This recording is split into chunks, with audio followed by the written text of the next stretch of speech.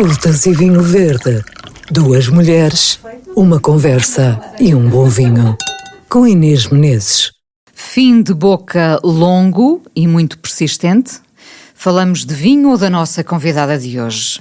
Comunicadora, escritora, começou cedo a brincar à rádio, pais exigentes, o que fez dela não menos exigente enquanto mãe, sentido de humor refinado, presença vibrante, adjetivo usado para descrever também o vinho que temos aqui em cima da mesa, presença vibrante na rádio e na televisão, que encontra agora outras formas de comunicar.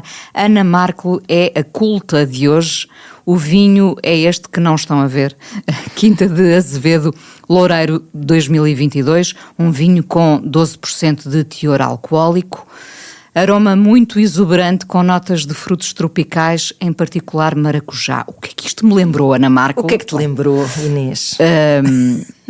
Quando eu vi olhos de ameixa e a boca de amora silvestre, tanto mel, tanto sol nesta tua madeixa, perfil sumarento e agreste, foi a certeza que eras tu o meu doce de uva e nós sobre a mesa, o amor de morango e caju.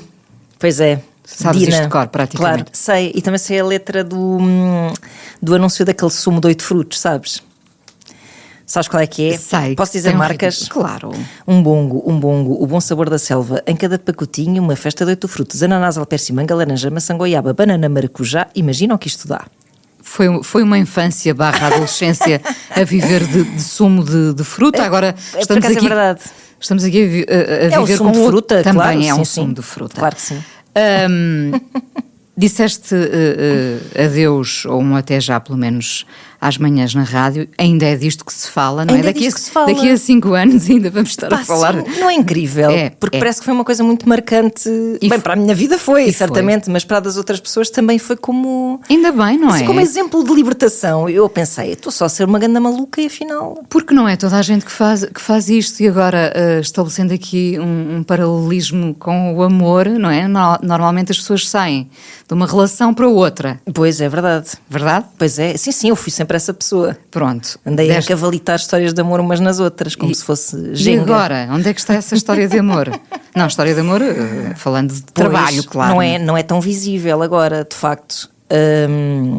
Eu, por acaso, mesmo no amor, sou bastante a favor das pessoas saírem das relações enquanto elas não estão podres. E o que às vezes é preciso é que venha uma pessoa de fora, mesmo que não seja saltares de um amor para o outro, que venha alguém iluminar-te um bocado a liberdade, não é? Do género. Eu não sei se me vou apaixonar loucamente por esta pessoa, mas pelo menos ela parece-me um ótimo plano de fuga. Em relação ao trabalho, o que é que eu terei pensado? Nem sei bem. Eu agora, em retrospectiva, onde é que eu estava com a cabeça? Não me arrependo de nada, estou a dizer isto, mas já te ouvi a dizer que não. O meu plano era, se tudo falhasse, ir trabalhar para uma caixa de um supermercado ou por um recepcionista de... Olha, sempre disse isto quando fiz assim estes atos. Não foi a primeira vez que me despedi de um emprego... Até da outra vez até era um emprego mais... Estava nos quadros de uma empresa, trabalhava no Semanário Sol, era um emprego com tudo, seguro de saúde e subsídios, essas coisas que eu já não sei o que são há muito tempo. E na altura saí também dizendo sempre que não me importava de lavar cabeças num cabeleireiro, fosse o que fosse, e efetivamente não me importo. Eu até, isto é uma coisa muito estúpida e muito privilegiada, mas muitas vezes fantasiei na minha vida ter um emprego que não me obrigasse a pensar e que, fechando a porta, eu fosse para casa pensar depois nas outras coisas todas de que eu gosto realmente, né? Escrever e fazer essas coisas. Porque as pessoas acham realmente que pensar não dá trabalho.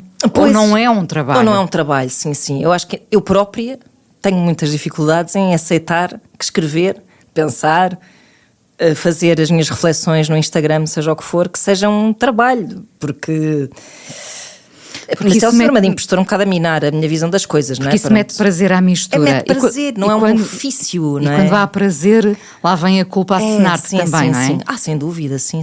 Tipo, estás a gostar do que estás a fazer, então porque de certeza que não é trabalho. Se estás a gostar do que estás a fazer, então podem-te pagar mal. Também há um princípio, às vezes, que eu agora já não deixo que se apodere de mim, mas que durante muito tempo na minha vida me fez aceitar, e faz muita gente aceitar condições péssimas, para, por exemplo, para se escrever livros, por exemplo. Para justificar algo mais. Sim. A verdade é que tu estás muito ativa, vais lançar agora um livro novo, Do Outro Lado do Tempo. Para além disso, já vamos falar do livro, que sai dia 26 de maio, mas vejo-te muito ativa, muito opinativa, felizmente, porque há muitas pessoas que ficam ali numa zona cinzenta com medo de emitir opinião própria, para não serem depois acusados de terem caído no ridículo, ou quem é que tu pensas que és para dares a tua opinião. Exato. E eu tenho gostado verdadeiramente de te seguir e de perceber que tu estás ali com uma certa disponibilidade para ouvir, para dizer o que pensas, e nos tempos de hoje não é fácil estar assim à disposição do público. Até porque tu dizias bem que eu acho que às vezes há pessoas que não se comprometem até com uma razão bastante válida, que é não quererem depois levar com ódio nas redes sociais, porque também há que entender que as redes sociais também são trabalho hoje em dia para muita gente, são às vezes um compromisso até com marcas e etc, e isso faz com que teres uma opinião às vezes possa ser delicado, sobretudo se antagonizares muito. Mas eu acho que tu podes ter, isso é que pode ser verdadeiramente refrescante nestes tempos, que é, tu podes ter uma opinião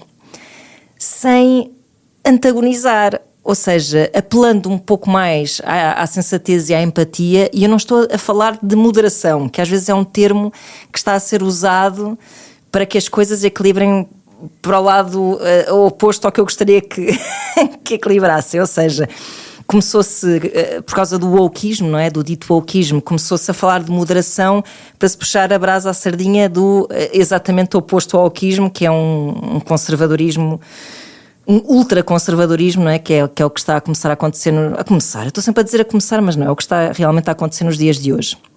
Não é de moderação que eu estou a falar, portanto, é de opinião franca, não é?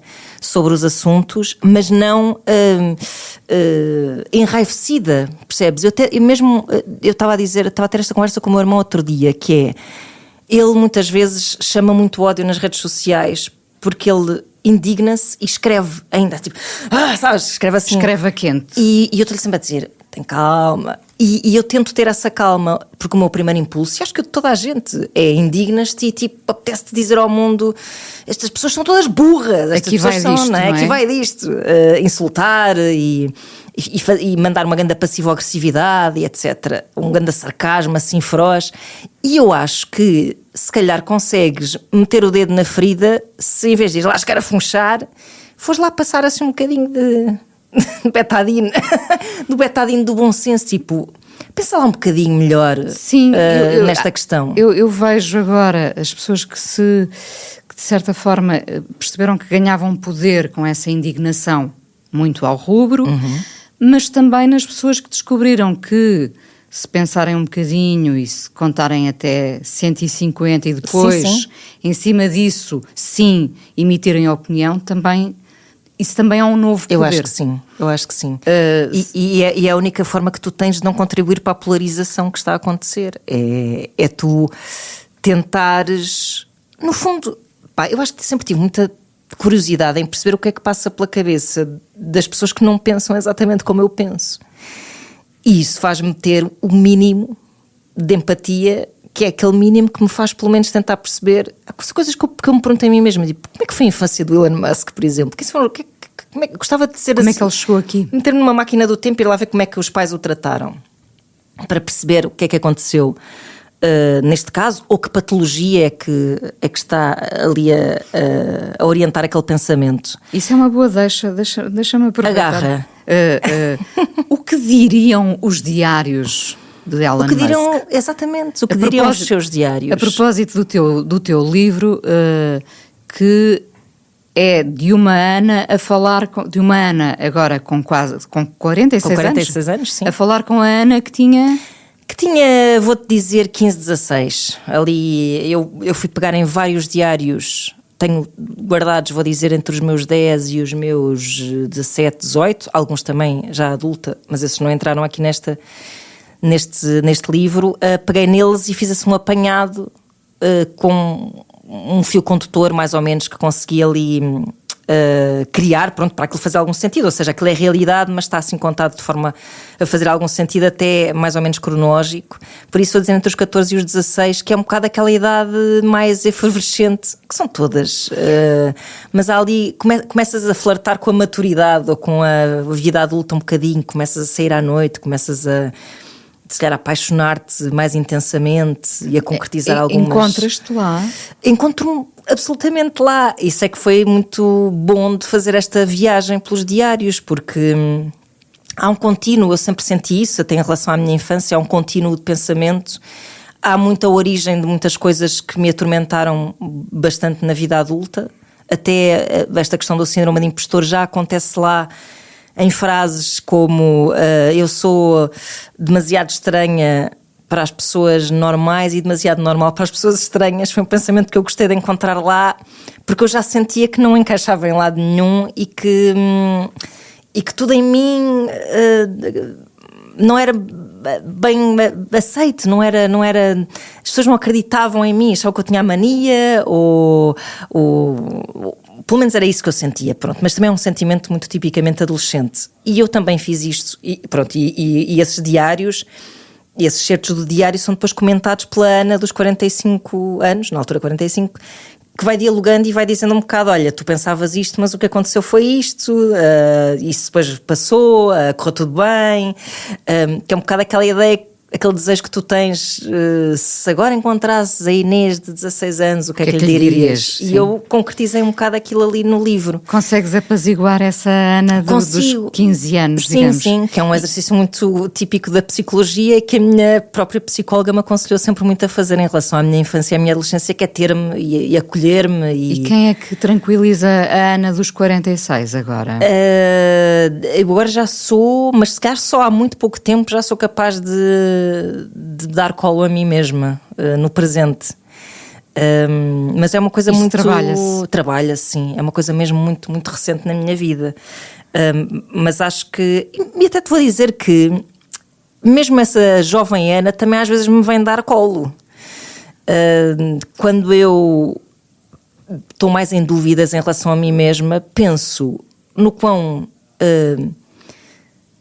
tranquila e até vou dizer orgulhosa a jovem Ana estaria de saber que ser adulta era para fazer uma série de coisas que eu sempre sonhei, como escrever livros, como sei lá, continuar a ouvir muita música, porque tu, quando és jovem, pensas um bocado que ser adulto é chato e que vais perder todas as tuas paixões pelo caminho. Acho que te venderam um bocado esse peixe, não sei porque é que te vendem, mas é tipo a responsabilidade e tal. E eu fico muito contente de ainda me sentir muito parecida com o que era, de ainda pintar o cabelo como pintava, de ainda ouvir a música que ouvia e continuar a ouvir música nova. E descobrir mais, exatamente, exato, que é super importante, claro, ainda com o mesmo, não é com o mesmo kick da altura, porque é diferente e há muito mais música e muito mais coisas a acontecer, mas com o mesmo, com um entusiasmo muito semelhante. E pronto, e por isso eu acho que a própria Ana, a jovem Ana, vem às vezes dizer-me assim, não, epá, tu estás fixe. Estás no caminho certo. É isso, é isso. Ana mais velha, falaste aí no peixe e temos que fazer aqui temos que falar deste vinho. A este vasilhame que temos em cima da mesa, não é? Um Quinta de Azevedo Loureiro, escolha de 2022, bom para acompanhar marisco, peixe grelhado e saladas complexas. É uma salada complexa. Não é uma salada... Não é uma salada mista, não é alface e tomate. Nós no norte chamamos mesmo a alface selada, não é? Selada. Mas selada também é uma coisa muito lisboeta, vou-te dizer. Selada. Pronto, isto não é para uma... A selada em cima da mesa. Não é para uma selada, é uma coisa mais complexa. És uma lady na mesa ou nada disso? Sendo que isto dá para uma série de respostas, não é? Pois é verdade. Mas eu acho que sou mais uma louca na mesa. Mas agora estou a tentar ser uma lady, que é para... Não é nesta mesa, Ana. Pensamos não é nesta. Estou a pensar mesmo na mesa do comer. Porque eu gosto muito de comer tudo e tipo, para mim comer é um evento. Se eu for comer fora, se estiver de férias, no dia a dia não é um evento, porque o meu filho torna-o a coisa mais insípida É muito pouco estimulante cozinhar para ele. Eu não gosto, é molho. Mas gosto de cozinhar e gosto muito de comer e ir a sítios bons, comer e beber um bom vinho. Mas depois tenho que, não é? Sou uma pessoa de meia idade, tenho muitas enxaquecas, tenho que ter muito cuidado com o que como, etc. Há algumas restrições alimentares que tento cumprir, mas nem sempre consigo. Ainda bem, mas não é? sobrepõe-se o prazer, filha, só se vive uma vez. Se alguma vez a Ana dos 15 anos ia pensar nas restrições alimentares Epá, e nas enxaquecas. Não. O futuro está cada vez mais perto, não é? Pois é. Porque agora já estamos mesmo a chegar ao futuro. Eu costumo sempre falar no Blade Runner, quando via o Blade Runner pensava, meu Deus, o futuro não é? está tão longe, Não. nunca vai acontecer nada disto. Esquece. Pronto. As distopias estão todas a acontecer. Estão todas a acontecer. Assusta-te?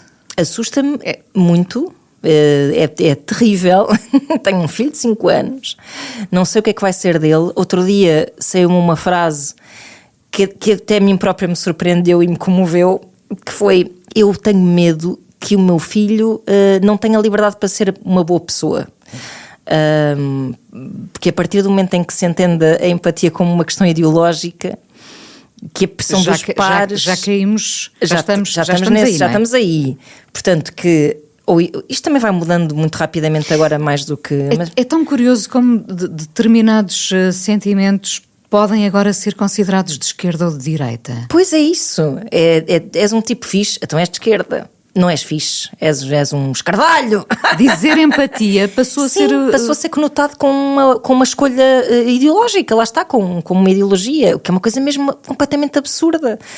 E por isso eu tenho muito medo que a pressão, não só dos pares, a pressão do mundo, da sociedade, que já foi sempre um bocado para tu seres um duro, que agora seja ainda pior, não é? Que é para seres um bronco mesmo, um bruto. E isso é uma coisa que me atazana muito, porque ele tem muito potencial de ser uma pessoa sensível, inteligente e boa, e é o que eu quero que ele seja. Não quero que ele seja mais nada. Depois ele pode escolher o que quer ser. Tem dois bons exemplares em casa, não é? Dois bons digo pais. Que sim, não é para puxar a brasa. Não vamos negar. Não vamos negar. Epá, sim, somos fixes.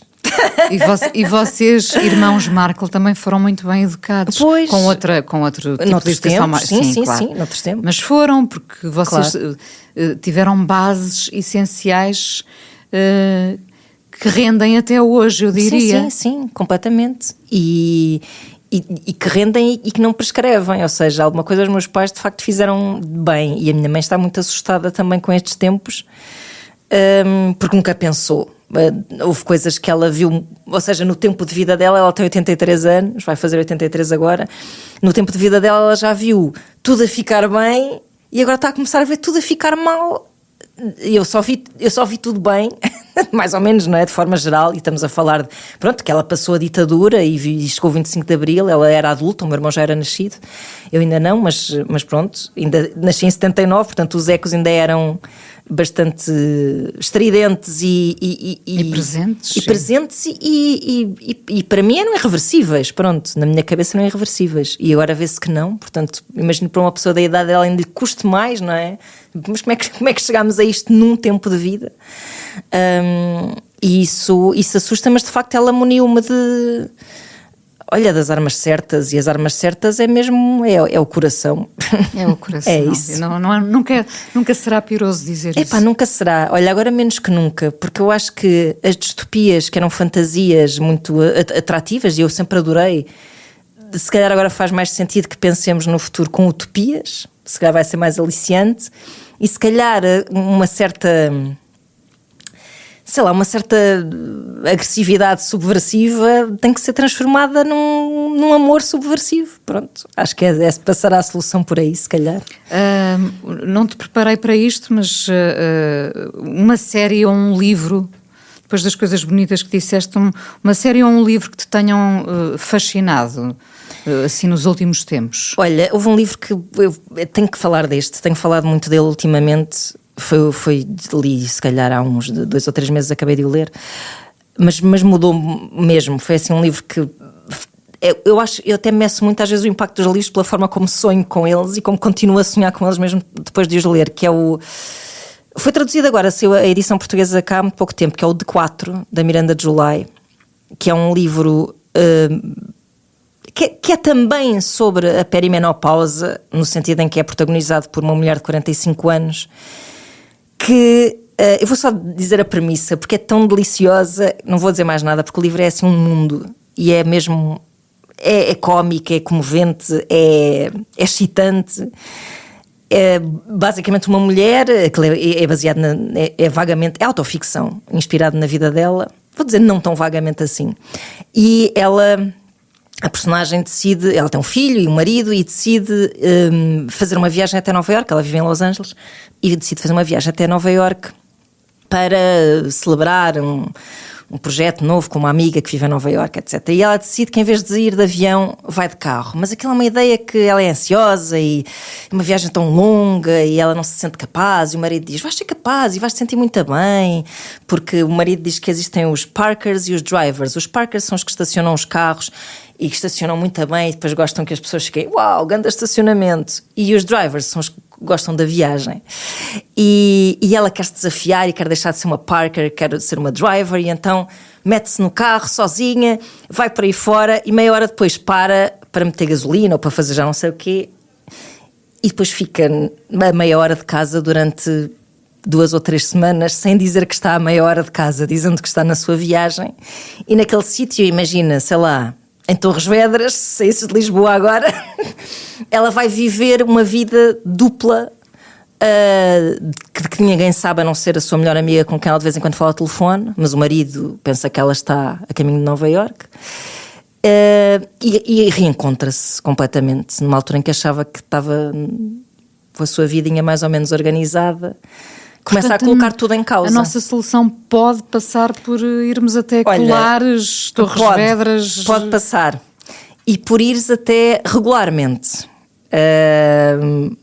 Para encontrares uma espécie de mundo paralelo em que possas deixar de ser mãe Inês, esposa Inês, até mesmo amiga Inês, e seres uma pessoa completamente diferente. Radialista Inês e seres uma pessoa completamente diferente.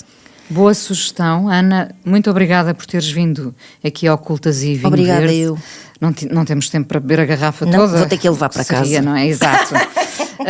Do outro lado do tempo, o teu novo livro sai dia 26 de maio. No fim desta conversa, peço sempre um brinde. E vamos a isso. Vamos, um brinde vamos com a som. isso. Um sim, brinde sim. a quê? Um brinde, olha, às utopias futuras. Isso. Se nós, há 20 anos, sonharíamos que estávamos a brindar às utopias. Pois é, quando utopias tão jeitosas que a cultura pop nos ofereceu. Este podcast Cultas e Vinho Verde tem o apoio da Comissão de Viticultura da região dos Vinhos Verdes, produção de Inês Bernardo, genérico por Alexandra Gonçalves, sonoplastia Miguel Sousa, a coordenação de podcast do público é da responsabilidade de Amilcar Correia. Voltamos para a semana aqui no Público com mais Cultas e Vinho Verde. Cultas e Vinho Verde, com Inês Menezes.